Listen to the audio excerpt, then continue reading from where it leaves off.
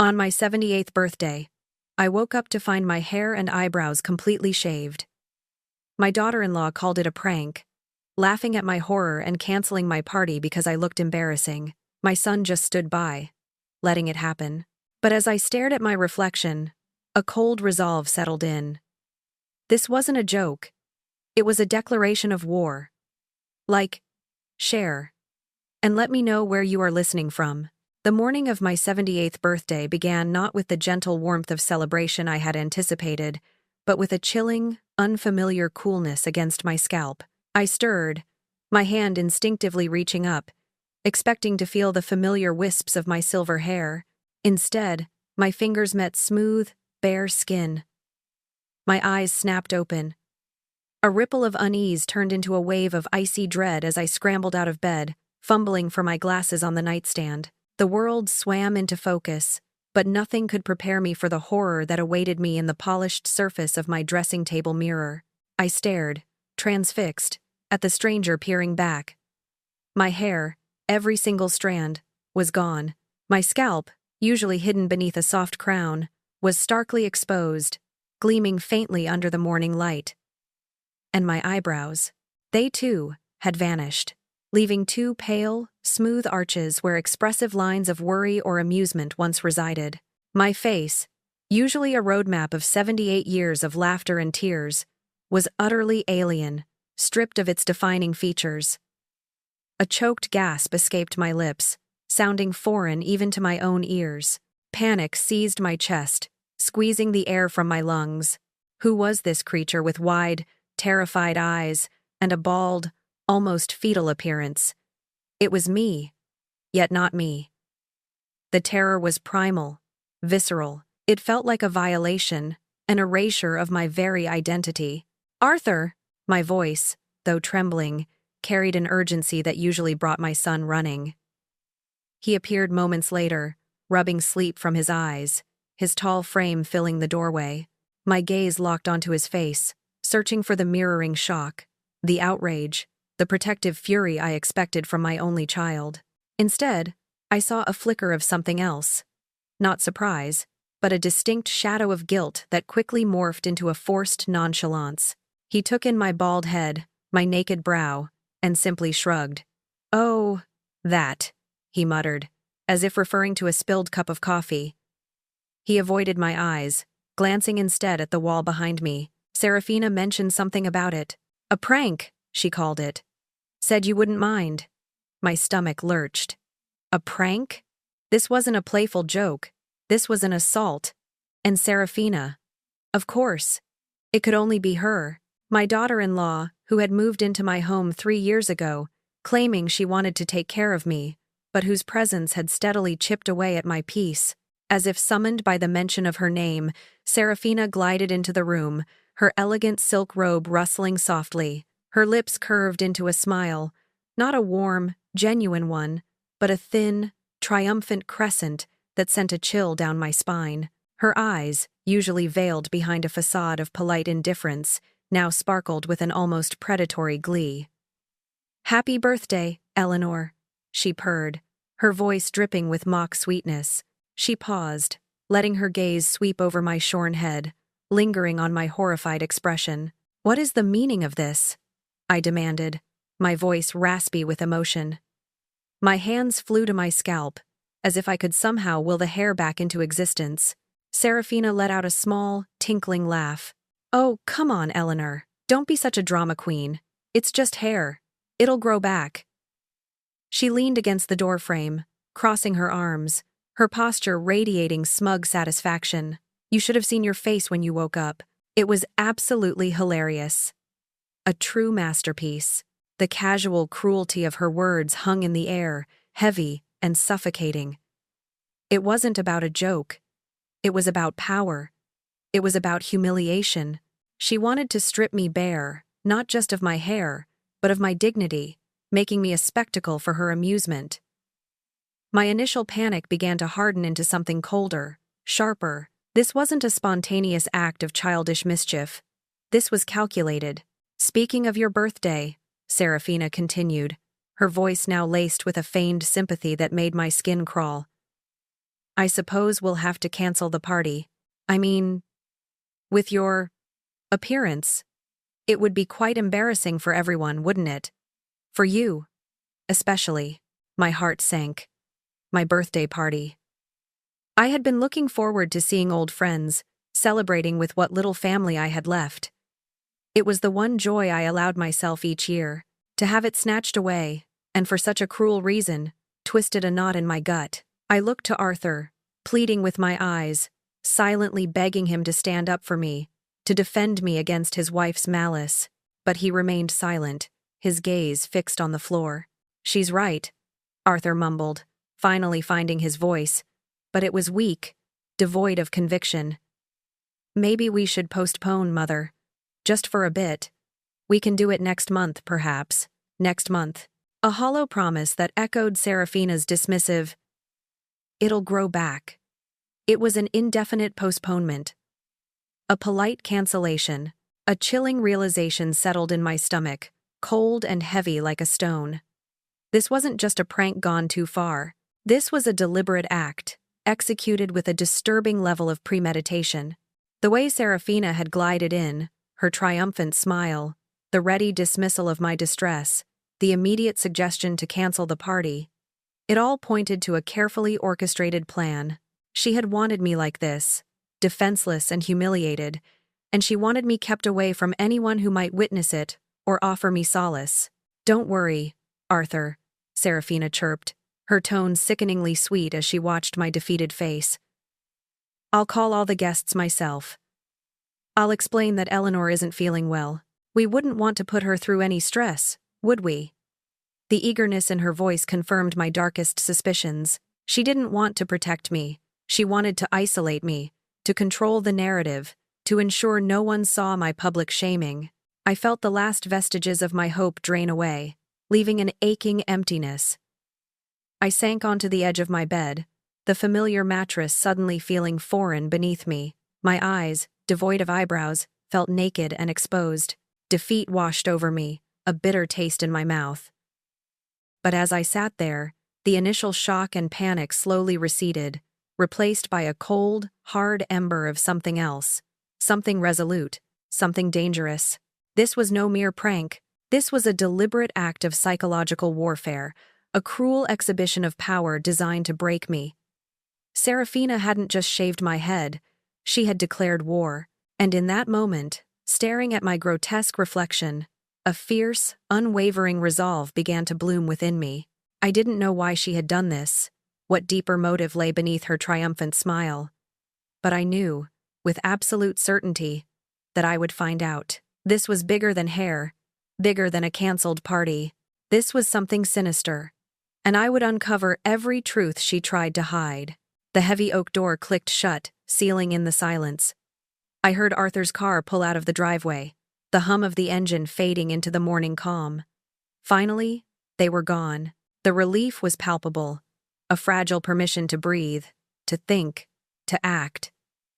I waited a few more minutes, ensuring their complete absence, before pushing myself off the bed. My reflection in the mirror still startled me, a stark, unwelcome reminder of the morning's brutality, but the raw panic had receded, replaced by a steely, almost cold resolve. I had to understand. I had to know why. My first instinct was to search my own bedroom. If this truly had been a prank, as Serafina claimed, there would be evidence, however carelessly discarded. I got down on my hands and knees, ignoring the stiffness in my joints, and meticulously ran my fingers across the plush pile of the carpet. Every inch, from the bedside table to the closet door, was examined. I searched beneath the bed, behind the nightstands, even checked the waste bin. Nothing, not a single strand of my distinctive silver hair. My heart hammered with a grim certainty. No hair meant no hurried cleanup. No hurried cleanup meant it wasn't a spur-of-the-moment prank. It was planned, executed with a chilling precision. The absence of evidence in my room led me to the guest bathroom, a space Serafina frequently used. It was tidier than my own, decorated with the minimalist aesthetic she favored. My eyes scanned every surface, every corner, searching for anything amiss. I checked the vanity, the shower, even the inside of the medicine cabinet, finding only an array of Serafina's expensive, imported toiletries. My gaze fell upon the toilet, gleaming porcelain against dark tile. Something compelled me to look behind it, in the narrow gap between the tank and the wall. And there it was, tucked away, almost out of sight, a small clump of unmistakable silver strands. My hair. My breath hitched. They hadn't just shaved my head. They had taken the evidence of their crime and carefully, almost casually, hidden it in plain sight. Or so they thought. The discovery was a chilling confirmation of malice. But how? How had they done it without me waking? I was a light sleeper. Always had been. The realization hit me with the force of a physical blow. I must have been drugged. Only a sedative powerful enough to induce a deep, unresponsive sleep could explain how such a profound violation could occur without my knowledge. The thought sent a fresh wave of revulsion through me. This wasn't a prank. It was an assault, a violation of my body and my trust. The kitchen. My mind immediately connected the dots. Serafina was always so insistent on preparing my nightly tea, so solicitous, so helpful. She always brought my medication to me, ensuring I took it without fail. A sudden, bitter taste filled my mouth. I moved to the kitchen, my movements stiff with a renewed sense of purpose. I opened the cabinet where we kept the spices, a jumble of jars and bottles. My gaze swept across the labels, searching for anything out of place. Behind a large bottle of paprika and a smaller container of allspice, my fingers brushed against something unfamiliar, a small, brown glass bottle. I pulled it out, my eyes narrowing at the label. Diphenhydramine, 50 milligrams. It was almost empty. The prescription was clearly printed. Serafina Vance. For sleep aid. Take one at bedtime as needed. Diphenhydramine. I knew that name. It was an antihistamine, yes. But at 50 milligrams, it was a potent sedative. It was often used as an over-the-counter sleep aid, but in higher doses, especially for an elderly person, it could induce a profound, almost comatose sleep. My hands trembled slightly as I held the bottle. This wasn't just a hunch anymore. It was cold, hard proof. I had been drugged. Serafina hadn't just shaved my hair. She had chemically incapacitated me. The prank now officially escalated into a criminal act. Just as the full weight of this discovery settled upon me, the shrill ring of the telephone shattered the quiet. My heart jumped. For a moment, I considered ignoring it. But then a thought sparked. Who would call at this hour, after Serafina had supposedly canceled the party? I picked up the receiver, my voice cautious. Hello? Eleanor, dear. Are you all right? The familiar, lilting voice of my friend from the country club was a welcome sound, a connection to the world before this nightmare. Doris, I managed, trying to keep my voice steady. Yes, I'm... Oh, well, Serafina called, Doris said, a hint of concern in her tone. She said you were quite unwell, something about being terribly contagious, and that the party had to be canceled immediately to prevent any spread. She made it sound quite serious. We were all so worried, sending you our love and hoping for a speedy recovery, of course. My grip tightened on the phone. Contagious. Unwell. Serafina wasn't just canceling the party. She was fabricating an elaborate story, spinning a web of lies to control the narrative, to keep people away. Not just from my humiliating appearance, but from me entirely. She wanted to isolate me, to prevent anyone from seeing the truth, or perhaps, from asking questions. The malice was layered, insidious. Yes, well, I began, choosing my words carefully. I couldn't tell Doris the truth. Not yet. Not until I understood the full scope of what was happening. It's complicated, Doris. I appreciate your call.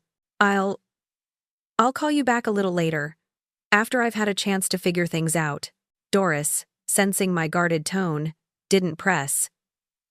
Of course, dear. Just know we're thinking of you. After exchanging pleasantries, I hung up the phone. I stared at the little brown bottle in my hand, then at my reflection, then at the phone, drugged, shaved, Party cancelled with a fabricated excuse. It was all connected. Serafina had gone to extraordinary lengths to ensure I remained unconscious, that my hair was removed, and that no one would see me today. And the only logical conclusion was that she wanted to prevent me from doing something crucial today. Something that she feared. The questions mounted, pressing in on me, but the answers felt terrifyingly close. The pill bottle still clutched in my hand. My mind raced, connecting the fragmented pieces. Why the extreme measures? Why the drugging, the shaving? The elaborate cover story. It wasn't just about embarrassment. It was about control.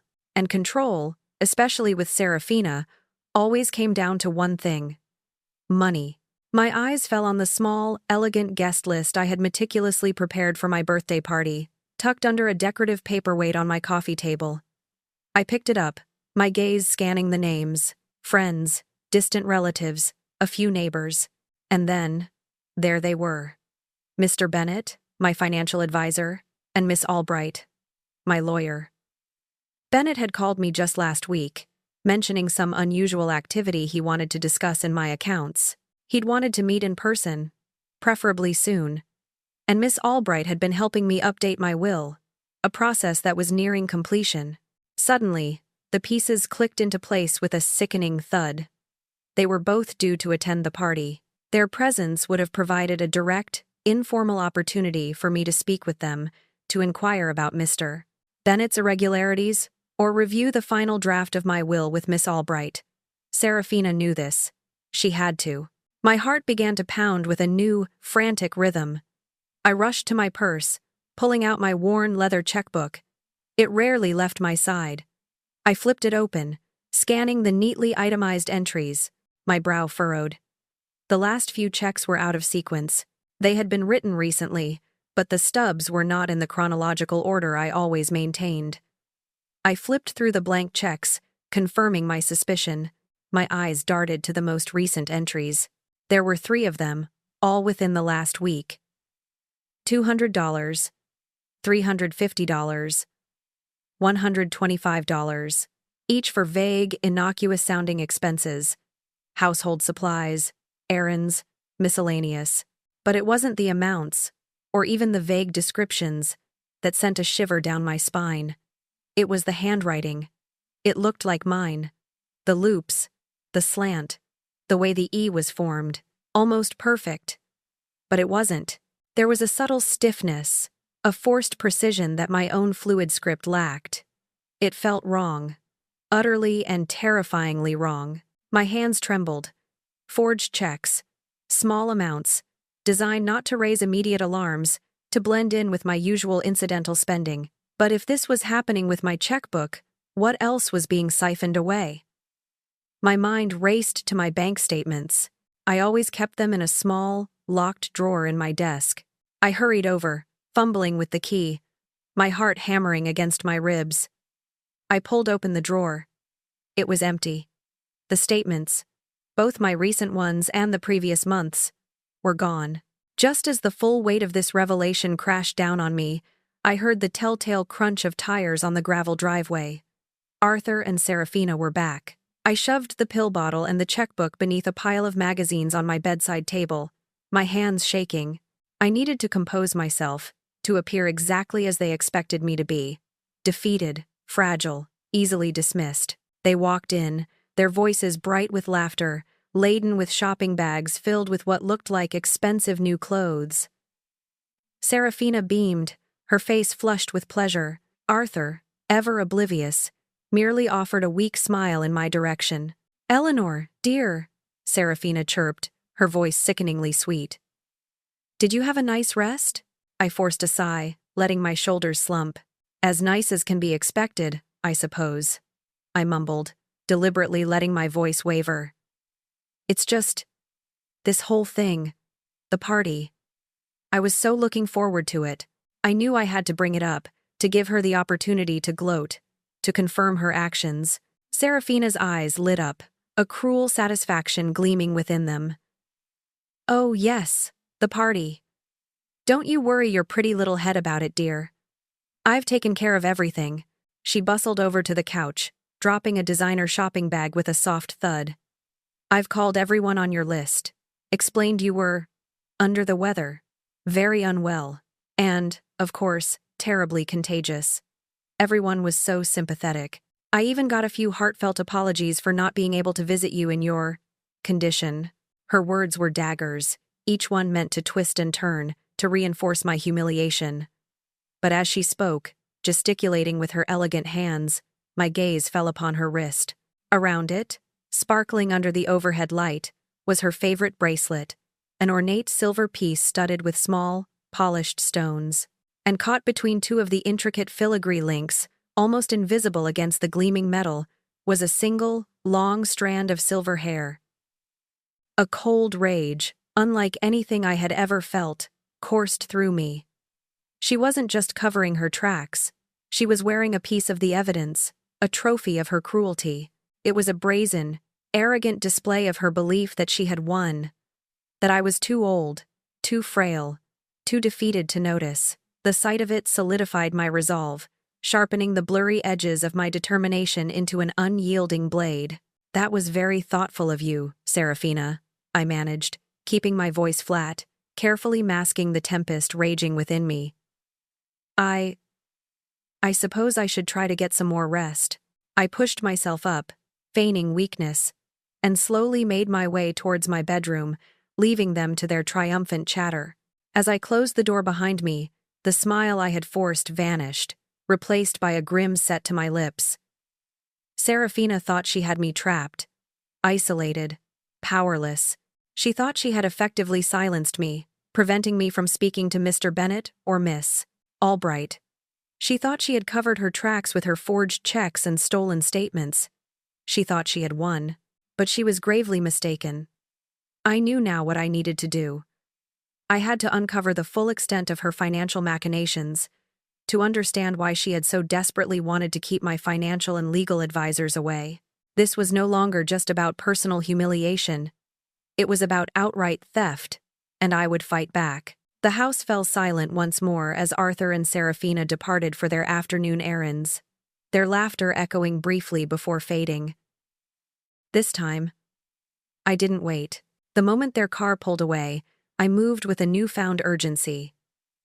My bald scalp felt exposed, vulnerable, but I wouldn't let it deter me. I found one of my silk scarves, a vibrant blue one, and carefully wrapped it around my head, tying it neatly beneath my chin. It wasn't perfect, but it offered a semblance of normalcy, a shield against prying eyes. My old sedan, usually reserved for short trips to the grocery store, rumbled to life. My destination: a local beauty supply store. I walked in, my heart pounding, feeling the curious glances of the younger clientele. I made my way directly to the wig section, my gaze sweeping over the synthetic heads until I found one that resonated. A natural-looking silver bob, styled much like my own hair used to be. I tried it on, positioning it carefully. Looking in the mirror, a tremor of emotion ran through me. It wasn't my hair, but it was me again. The reflection staring back held a spark of my old self. A flicker of the woman I recognized.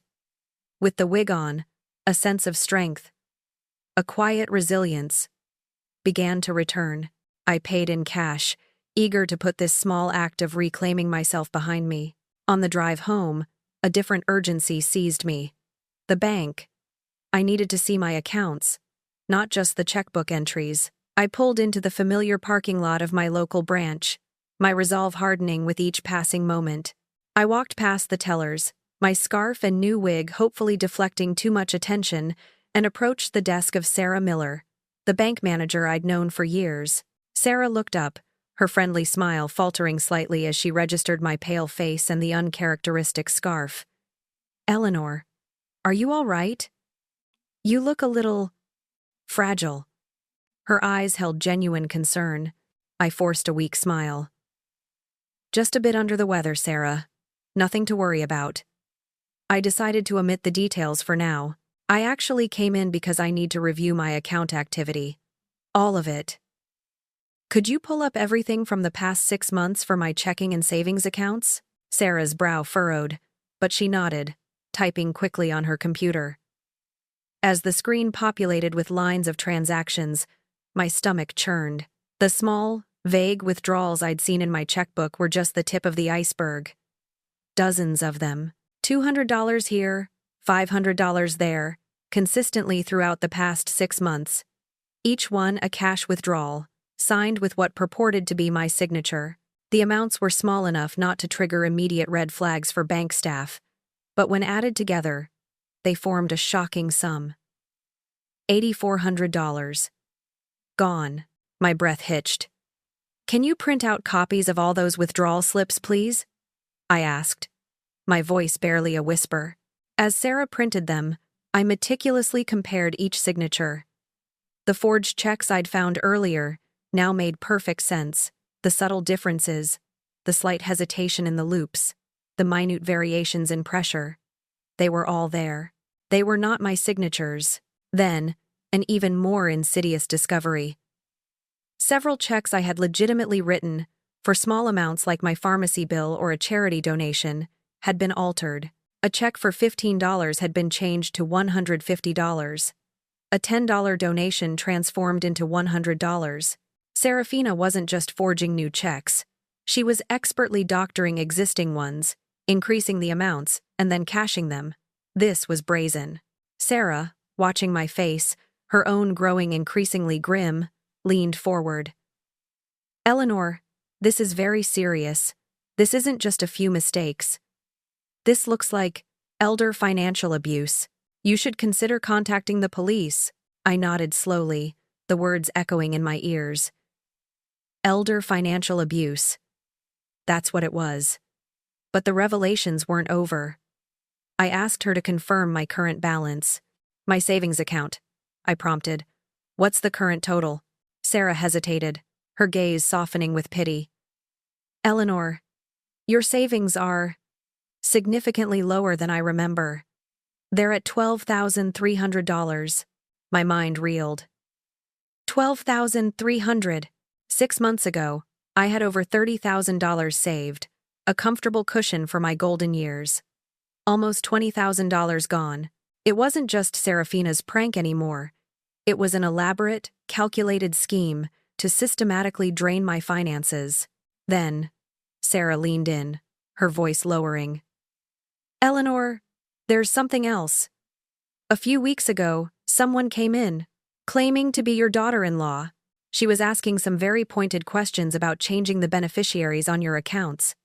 She mentioned that you'd been having some memory problems, said she was just trying to help you organize your affairs while you were still lucid." The words hit me like a physical blow. Memory problems. Lucid. That was it. That was the missing piece of the puzzle. The shaving of my hair, the cancellation of my party with the unwell and contagious story. It wasn't just about theft, or even humiliation. It was about laying the groundwork, establishing a narrative that I was mentally incompetent. If I was declared incompetent, Serafina could gain control over my assets, my medical decisions, everything. The party was not just canceled to hide my appearance. It was canceled to prevent my financial advisor and lawyer from seeing me, from discussing my accounts and my will, before Serafina could solidify her fraudulent claims of my declining mental state. She was trying to declare me legally incompetent, making me utterly powerless, and taking everything I had. The scale of her treachery was breathtaking.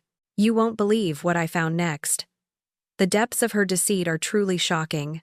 If you're as stunned as I was, please remember to like, share, and subscribe to hear how this story unfolds. I returned home, the silver wig feeling strangely comforting on my head, a silent act of defiance. The house was still empty. Arthur and Serafina were clearly making a day of it, oblivious to the storm brewing in my mind. My heart hammered with a mixture of fear and righteous fury. But my resolve was now rock solid. The revelations at the bank, combined with Serafina's sinister plan to declare me incompetent, spurred me into action. I knew exactly where to look next. Arthur's old bedroom, now Serafina's personal domain, was a sanctuary of expensive tastes and meticulous organization. She had taken over the room shortly after moving in, claiming she needed more space for her extensive wardrobe. I walked in, my steps purposeful, Ignoring the opulent decor, I went straight to her dresser, a polished mahogany piece she had purchased. My hands, surprisingly steady, rummaged through her drawers, expensive silk scarves, cashmere sweaters, and finally, a drawer filled with delicate, lacy lingerie.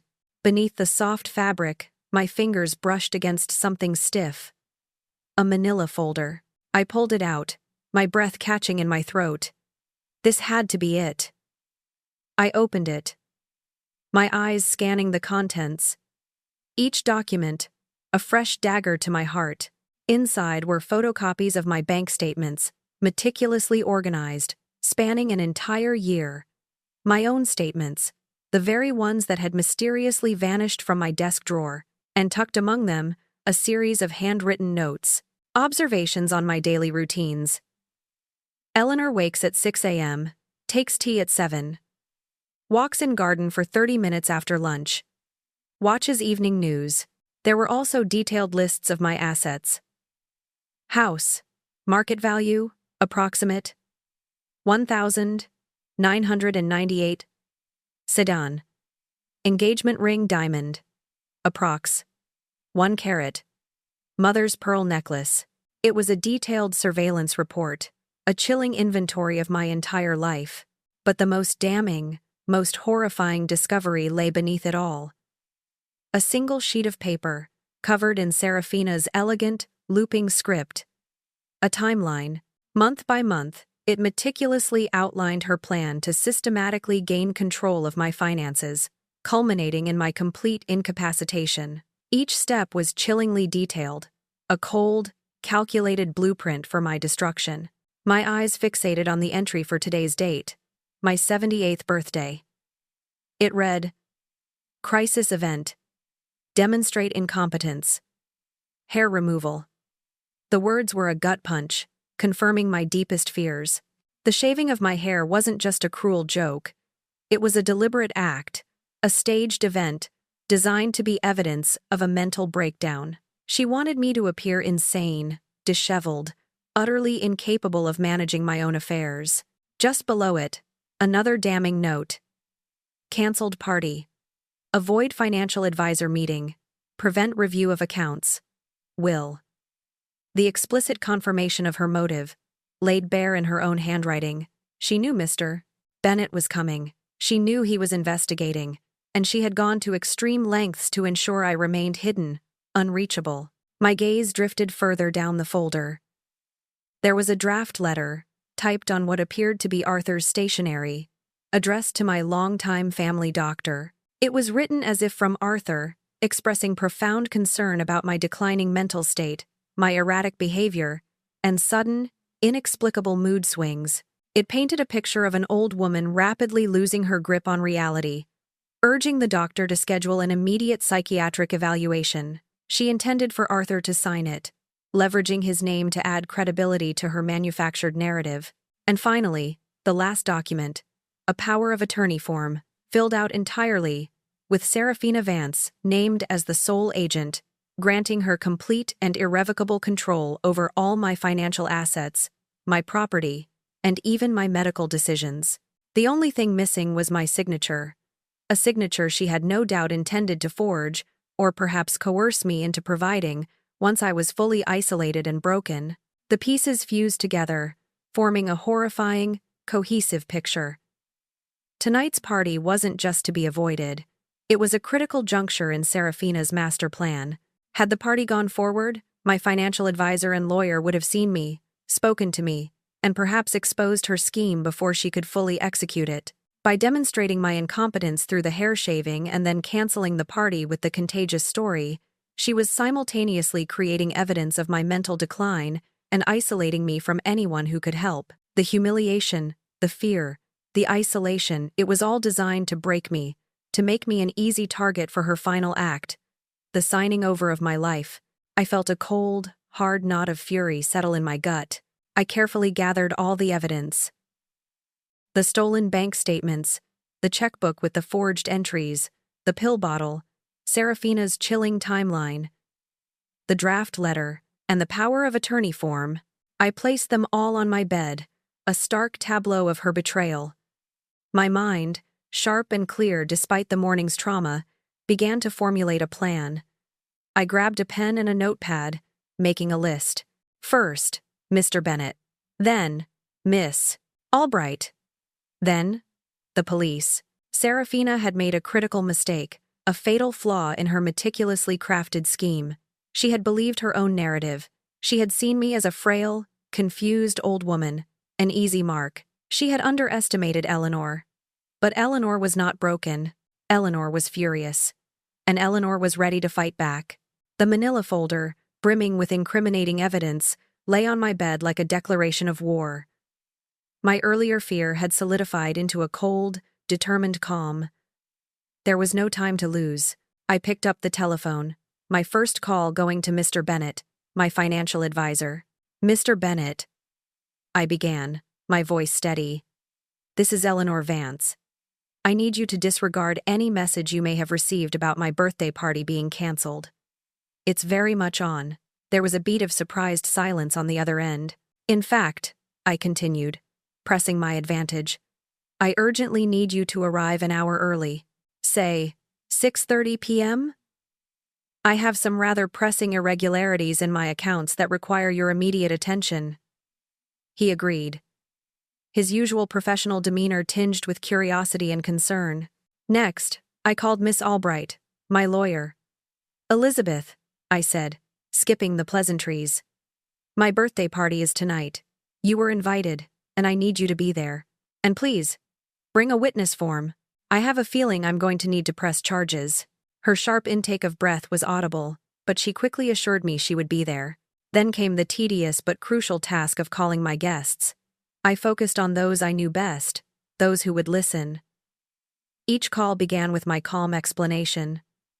I'm so sorry, but Serafina was mistaken. The party is indeed on, and I would be honored if you could still attend. I didn't elaborate on the unwell story, only that Serafina had made an error. To my immense relief, 12 of my closest friends, including Doris, expressed their delight and confirmed their attendance. The thought of a house full of witnesses, rather than just 2 unwitting accomplices, filled me with a surge of confidence. With the calls made, I carefully arranged all the gathered evidence, the bank statements, the checkbook, the pill bottle, Serafina's chilling timeline, the draft letter, and the power of attorney form into a single manila folder. I tucked it deep within my bedroom closet, beneath a pile of rarely worn sweaters, safe until the moment of truth. Now, for the final preparations. I looked at myself in the mirror. The wig, still new, felt like a crown of defiance. I meticulously applied my makeup, a touch of rouge, a hint of lipstick, restoring the familiar contours of my face. Then, I chose my dress. Not just any dress, but my navy blue silk, the one I saved for special occasions, with its elegant cut and gentle shimmer. I fastened my mother's pearl necklace around my throat, the cool pearls a steadying weight. When I was finished, the woman staring back was not the humiliated victim of the morning, but Eleanor Vance, poised, composed, and ready for battle. As the clock ticked towards 6, I heard Arthur and Serafina return. Their voices drifted from the kitchen, Serafina's hushed tones laced with a new urgency. She's acting very strangely, Arthur, I heard her whisper, so paranoid about money. And she seems confused. Keeps asking about things that aren't there. She was continuing her narrative, subtly poisoning Arthur's mind, building her case. I've already confirmed with Dr. Evans, she added, her voice dropping lower. He's scheduled to evaluate her tomorrow morning. Tomorrow. Serafina was so close to executing the final stages of her plan. A medical professional would find me confused, a product of the insidious sedative, my baldness, a testament to a crisis, and Arthur's concerned letter would seal my fate. But she wouldn't get that far. At precisely 6:30 p.m., the doorbell rang. A sharp, clear chime that echoed through the house. I heard Serafina's startled gasp from the kitchen. Arthur. Who could that be? Then, footsteps, and the muffled sound of the front door opening. Mr. Bennett? Serafina's voice was laced with undisguised surprise, quickly morphing into something more assertive. "What are you doing here? I explicitly told you the party was cancelled. Eleanor isn't well." "Mrs. Vance," Mr. Bennet's voice, calm and professional, cut through her bluster. "Eleanor called me back. She said the party was on, and she needed to speak with me urgently about some account matters." "But she's confused," Serafina insisted, her voice rising slightly. "She's disoriented. She probably forgot.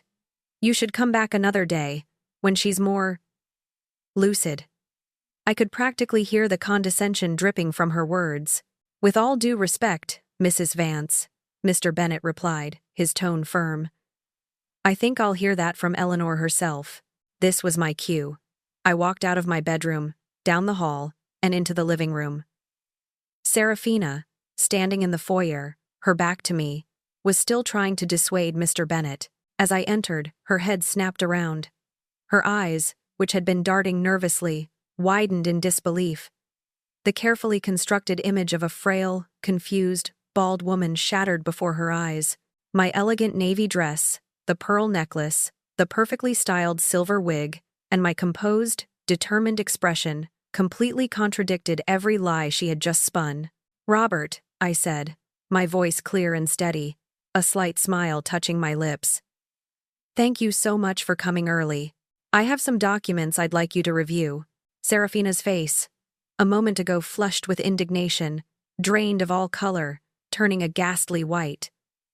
The mask of polite deceit crumbled, revealing the raw, venomous fury beneath. She knew I knew, and the game was on. Serafina's jaw hung slightly open, her eyes wide with a mixture of shock and dawning horror. She started to stammer. "Eleanor, you look different. What did you do to your hair?" Her voice was thin, reedy, the carefully constructed facade finally cracking. I offered a small, dismissive smile. "A change, dear. One I'll explain shortly." I didn't give her a chance to recover. "Robert," I said, turning to Mr. Bennet, "let's go to the kitchen. It's quieter there, and I can show you everything." Without another glance at Serafina, who stood frozen in the foyer, I led my financial advisor away. In the brightly lit kitchen, away from the impending chaos of the party, I systematically laid out the evidence: the stolen bank statements, my checkbook with the obvious alterations, the printouts of the unauthorized cash withdrawals from the bank. I showed him the subtle differences in the forged signatures, pointing out the telltale hesitations, the forced mimicry. I explained how legitimate checks had been doctored, their amounts inflated, and the dates on others clearly manipulated. For 30 long minutes, I spoke, my voice calm but unwavering, detailing the systematic siphoning of my savings. Mr. Bennet, a man known for his unflappable demeanor, grew increasingly agitated as he reviewed the documents. His face tightened, his eyes narrowed, and he let out a low whistle of disbelief. Finally, he looked up, meeting my gaze with grim certainty. "Mrs. Vance, this is clearly a case of financial fraud. And frankly, it's one of the most brazen I've seen. You need to contact the authorities immediately. This isn't just about money. It's a profound breach of trust, a form of elder abuse." "I intend to, Robert," I replied, my voice firm. "But first, I want to give the person responsible a chance to confess publicly." In front of everyone she intended to deceive. A chill settled in the air between us. Mr. Bennet understood. He merely nodded, a silent acknowledgement of the storm to come. By 7 o'clock, the house began to fill. The doorbell chimed incessantly. Guests, many of whom had defied Serafina's cancellation calls, poured into the living room, their faces a mixture of confusion and cautious excitement. Doris Cunningham rushed over to embrace me, her eyes filled with concern and affection. Miss Albright arrived, her keen gaze sweeping the room, her small, knowing smile meeting mine. Serafina moved through the crowd like a ghost, her forced smile strained, her eyes darting nervously. I overheard her whispering frantically to Arthur. "I called everyone. I told them the party was cancelled. How are they all here?" Arthur, as usual, simply looked bewildered, offering vague, unhelpful shrugs. To my immense satisfaction, The caterer, whom I had called directly to reorder the food, arrived precisely on time, setting up a beautiful spread in the dining room. Freshly delivered flowers, also reordered by me, now adorned the tables, bringing a vibrant burst of color and life to the room. The atmosphere, despite Serafina's desperate attempts to sabotage it, was genuinely festive, a true celebration of my birthday. At exactly 8 o'clock, I walked to the center of the living room, a wine glass in my hand. I tapped it gently with a spoon, the soft chime drawing everyone's attention. A hush fell over the room, every eye now fixed on me. My heart thumped, but my voice, when I spoke, was strong and clear, carrying easily to every corner of the room. "Thank you, everyone," I began, my gaze sweeping over the familiar faces. "Thank you all so much for coming. It truly means the world to me that you're here tonight to celebrate my 78th birthday." I paused, taking a deep breath. "And I especially want to thank those of you who defied the rather confusing cancellation calls you received earlier today. There was, as you might have gathered, a slight misunderstanding." A ripple of nervous laughter spread through the room, quickly silenced by the serious turn of my expression. "But the truth is," I continued, my voice now laced with a steely edge, "there was no misunderstanding. There was something much more serious at play, and tonight, on my birthday, I have something very important to share with all of you." Gasps rippled through the room as I delivered the first bombshell. "This morning, I woke up to discover that someone had shaved off all my hair while I slept." I gestured to my perfectly coiffed wig. Every single strand. My hair, my eyebrows. It was meant to be a prank, I was told. I then reached behind me, pulling out the manila folder I had carefully placed on a side table. My hands, surprisingly steady, opened it, revealing the stack of documents. "But it wasn't a prank," I declared, my gaze sweeping the room, finally settling on Serafina, who stood rigid, her face frozen in terror. "It was part of something much more serious, a deliberate, calculated act designed to humiliate and discredit me." I began to detail the evidence, one piece at a time.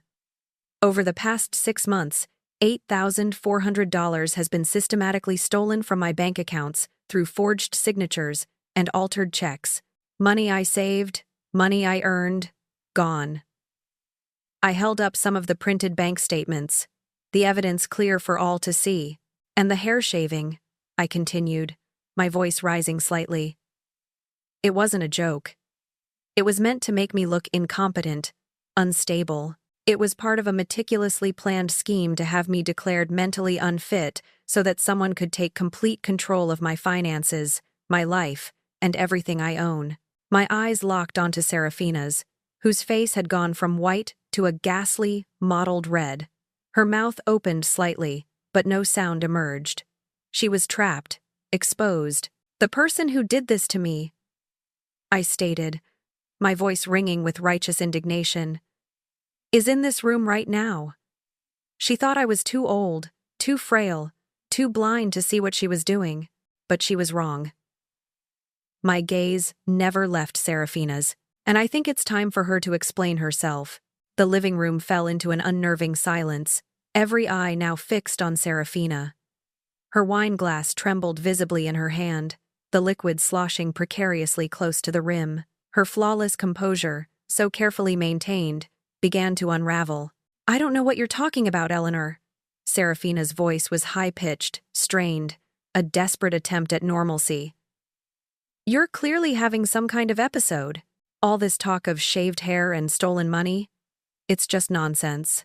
She glanced frantically at Arthur, seeking his corroboration, but he merely stood, frozen, his face a mask of confusion and fear. I remained calm, a stark contrast to Serafina's rising hysteria.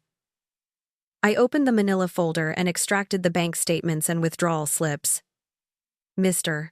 Bennett," I said, handing them to him, "perhaps you could explain your findings to our guests." Mr. Bennett, looking thoroughly uncomfortable but resolute, cleared his throat. "Ladies and gentlemen," he began, his voice authoritative. "After reviewing Eleanor's accounts and the documents she's provided, There is clear evidence of systematic financial fraud, unauthorized cash withdrawals, altered checks. The total amounts to $8,400 over the last 6 months alone. A collective gasp rippled through the room. Doris Cunningham covered her mouth with her hand, her eyes wide with shock. "It's a lie!" Serafina shrieked, her voice cracking. "She's confused. She doesn't know what she's saying." "I didn't do anything." She turned to Arthur, her eyes pleading. "Arthur, tell them. Tell them she's not well. Tell them I would never." I turned my gaze to Arthur, who looked like a deer caught in headlights. "Arthur," I said, my voice cutting through Serafina's frantic denials. "This morning, when I asked you about my hair, you said Serafina told me about the prank. You said she told you. That means you knew it was going to happen." Arthur's face, already pale, drained of all color. He stammered. She said it would just be funny, Mother. A harmless prank for your birthday. I didn't know about any money. I swear." His voice dissolved into a pathetic whimper. His complicity, however passive, was now exposed. And how exactly was she going to perform this harmless prank on a sleeping woman without waking her? Miss Albright interjected sharply. Her eyes narrowed at Serafina. I reached back into the folder and pulled out the small, brown bottle of diphenhydramine. "With this," I stated, holding it up for all to see, "my daughter-in-law's prescription sleep aid, found nearly empty in our kitchen." Dr. Evans, a retired physician and a longtime friend of mine, stepped forward, taking the bottle from my hand. He squinted at the label. "Diphenhydramine? 50 milligrams, he murmured. He looked at me, then at Serafina. For someone Eleanor's age and slight build, a dosage like this would certainly cause deep sedation for several hours. She wouldn't have woken up. A fresh wave of murmurs swept the room. And that, I continued, was just the beginning, the means to the end. The real plan, the one she so carefully detailed. I found it in her drawer. I pulled out Serafina's handwritten timeline, unfolding it. Here it is, her plan to take everything. I pointed to the entry for today. Crisis event, demonstrate incompetence, hair removal, then, to the next. Avoid financial advisor meeting. My friend Patricia, a retired English teacher with excellent eyesight, took the timeline from me, her face aghast. She read aloud the chilling final phase. Phase 3. Mental competency evaluation. Dr. Morrison scheduled for next week. Power of attorney documents prepared. Full financial control by Christmas. Serafina let out a guttural scream, all pretense of innocence completely gone. "You're just jealous, you old hag," she shrieked, her face contorted with rage. "Arthur loves me more than you. You're nothing but a burden." Arthur, finally breaking, slumped onto a nearby chair, tears streaming down his face. I wanted to believe her. He choked out, looking utterly broken. I didn't want to see what she really was. Serafina, now completely unhinged, dropped her wine glass, which shattered on the hardwood floor. "Fine!" she yelled, her voice raw. "Yes, I've been managing your money, because you're too old and stupid to do it yourself. You'll die soon anyway, so what does it matter?" Her confession hung in the air, damning and undeniable. "Already done," Miss Albright announced, her voice calm and firm, cutting through Serafina's rant. She held up her phone. "I called the police 20 minutes ago. They should be here any minute." As if on cue, the distant wail of sirens grew closer, quickly pulling up to the house. 2 uniformed officers entered, their presence immediately commanding attention. Serafina, seeing them, made one last desperate attempt. "Officers, this woman is suffering from dementia. She's delusional. I'm her daughter-in-law, and she needs medical attention. Not this." The lead officer, a stern-faced woman, took in the scene. She listened patiently as Mr. Bennett, Miss Albright, and even Dr. Evans quickly explained the situation, presenting the evidence. With a nod, she turned to Serafina. "Ma'am, based on the evidence presented and the witness statements, I'm placing you under arrest for financial fraud and elder abuse." As the handcuffs clicked around Serafina's wrists, she glared at me, her eyes burning with pure hatred. "You think you've won, Eleanor," she hissed, her voice low and venomous. "But you're still just a pathetic old woman who's going to die alone." I met her gaze, my own calm and steady. "Look around, Astrid," I retorted, using the name from her timeline, the name she thought I didn't know.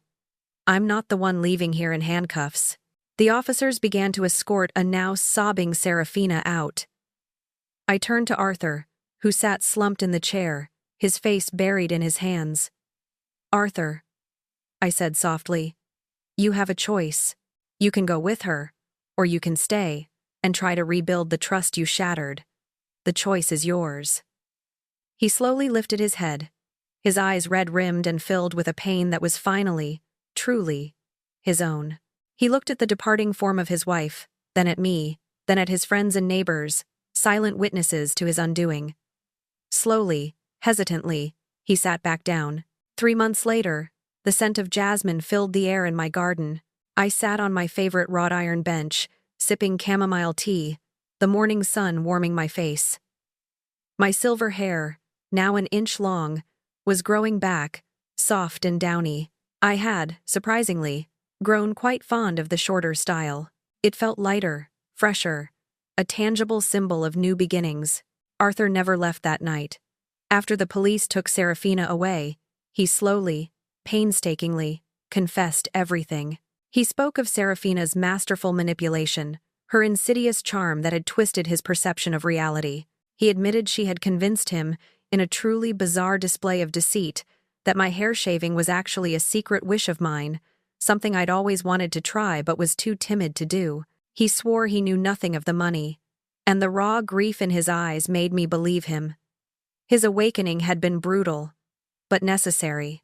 Serafina, facing overwhelming evidence and the testimonies of multiple witnesses, was charged with financial fraud, elder abuse, and assault. In a plea deal, she pleaded guilty, saving herself a harsher sentence.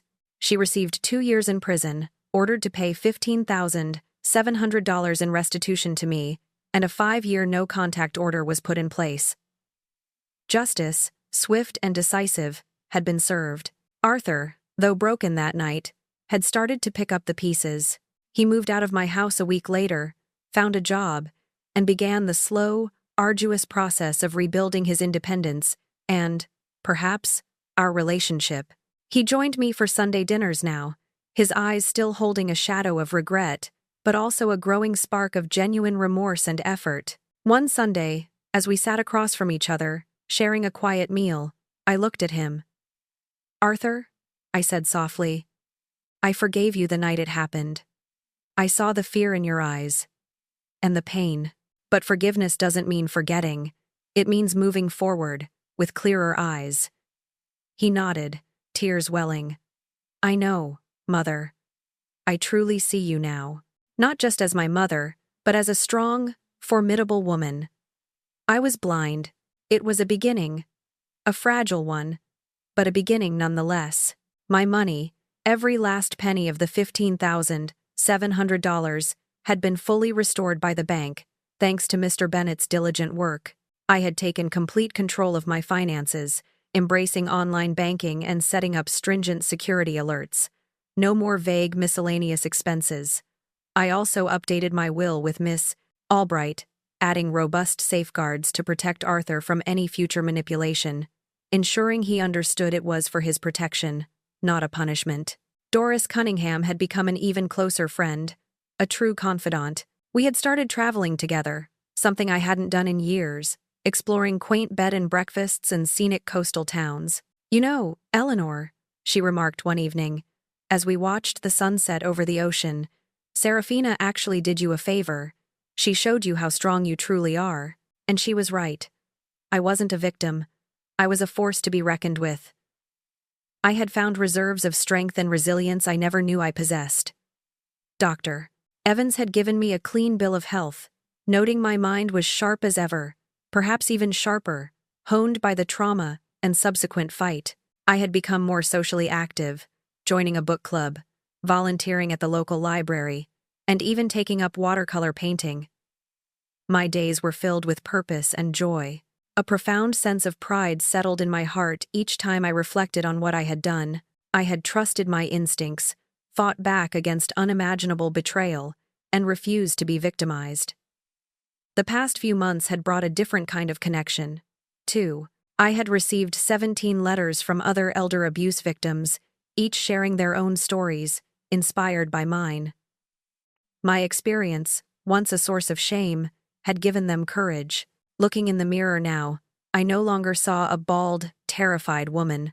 I saw a determined woman, at peace with herself, a survivor who had overcome loss, recognized weakness, and faced cruelty head-on. Tonight, I was hosting a small dinner party, a celebration not of my birthday, but of the strength found in overcoming destruction, of the new life I had forged. My trusted circle of friends, along with a newly humble Arthur, would fill my home with laughter and genuine warmth. I am not a victim, I whispered to my reflection, a calm smile gracing my lips. I am a survivor. And at 78 years old, I'm just getting started.